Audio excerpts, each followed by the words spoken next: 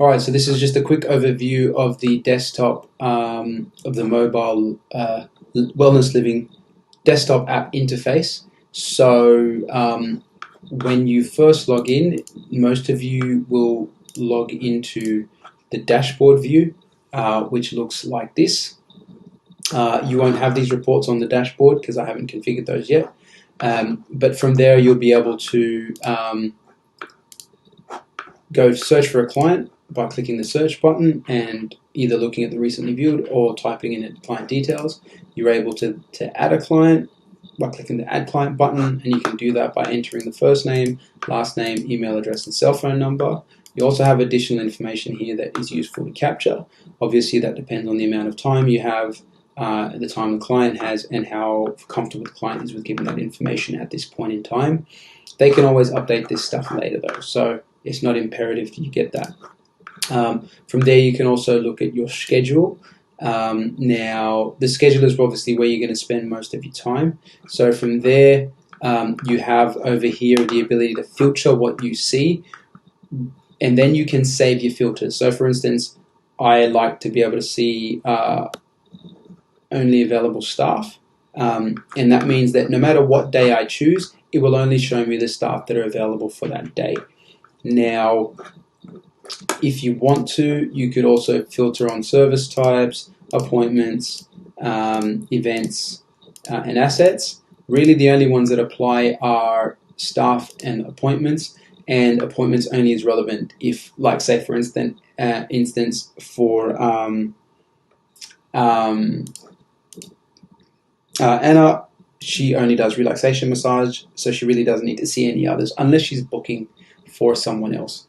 So this is where this save as a view would be useful, because then I can just save that as all staff, available staff only, and I can save that, so that if I want to toggle between that, and then I can maybe save as, do a filter where I only see Barbara, and I go save as new, and I'll go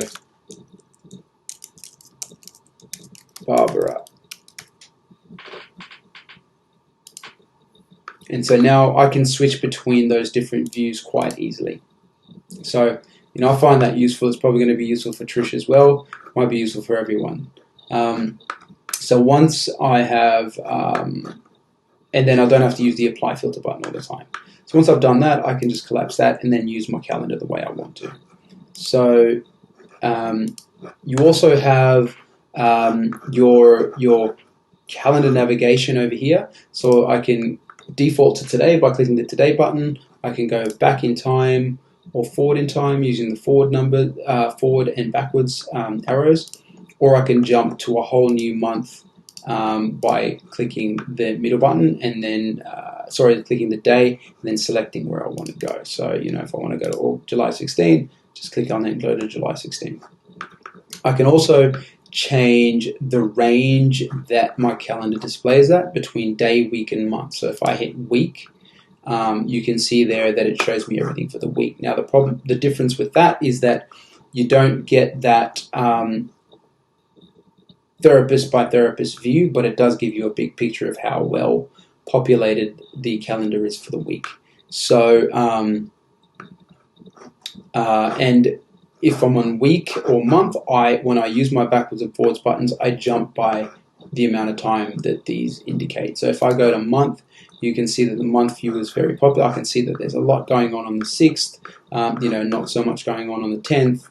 I can see towards the end of the month we've got a lot of bookings on Saturdays. But yeah, you can kind of see how the month is panning out, right?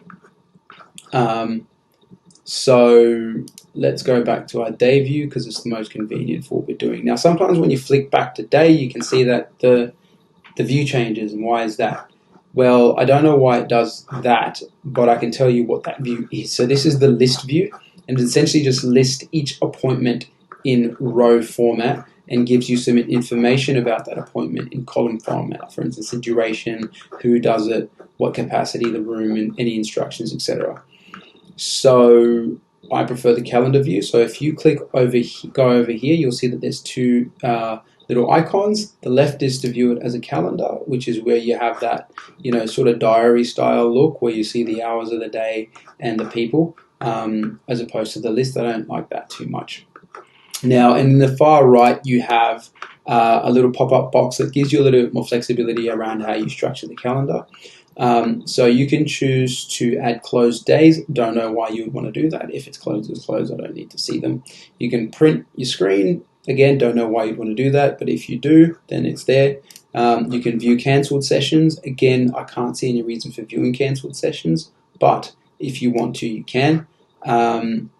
Now, I can choose to display all hours in where it shows me everything from 12 a.m. all the way down to 11:59, or I can hit display open hours only, and it limits my calendar just to the time that the clinic is open, which makes a lot more sense. I've also got the ability to change how the calendar looks at time intervals, so I can go every 10 minutes, which means that I'll have 6 10-minute blocks in my hour, or I can do 15 minutes, which means I have 4 15-minute blocks in my hour, or I can do 30. I found that the 15-minute is the most practical, given that our appointments are sort of in an hour, 15-minute, 45-minute, 30-minute increments. 10 minutes can get a bit confusing when things are booked sort of in between that 10-minute mark. You can change your cell size to be really small, which gives you a very, very compact calendar. It means you can see a lot in a small space. It limits the amount that you see on each appointment tile, though. So if you have the large appointment tiles, you can see a bit more in each appointment tile, but then you've got a lot of scrolling to do. The medium is probably the good sweet spot that I find useful for me. I don't have to do a lot of scrolling, but I can still see a fair bit of detail. The view mode, don't worry about that. We don't have any assets that we would need to look at independently of staff, so that's not that big a deal.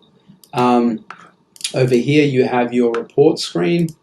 The report that will be useful to you, though, is your staff report, and it's going to be your payroll details report.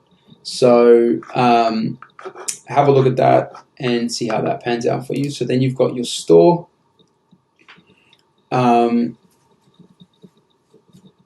And that's where you would purchase products. Obviously, the demo staff was the last person in the store, so it remembers that when you go back to your store. So if you do go to the store, make sure you change your customer if the customer no longer applies. And it works the same way as booking an appointment. You just select your customer. As paying for an appointment, you select whatever it is you want to pay for. You add that to cart, and then you go through the process, right? So we're going to cancel out of that. You've then got your client list up the top. That's fairly self-evident. You're just going to look at a list of clients. You can click into a client's profile if you like to see more detail or add notes on that client's profile that is going to be useful to other people. You then have your reviews screen where you can see reviews that apply to you, and that will be nice. And then you've got tasks, which is where you can see tasks that have been assigned to you for whatever reason. Now, we're not going to use those, a lot yet because I haven't got any use cases for them. As we all learn how to use a platform and get used to it, I'm sure we'll find them. Then over here, you've got your ability to manage your profile. There we go over there. We have the ability to switch between your staff and client view, and you've got the ability to manage your time clock. We're not bothering with time clocks at the moment because it's not really useful, but that's sort of the interface overview. At another time, we'll go through each one of those in detail and go into the client profiles and so forth.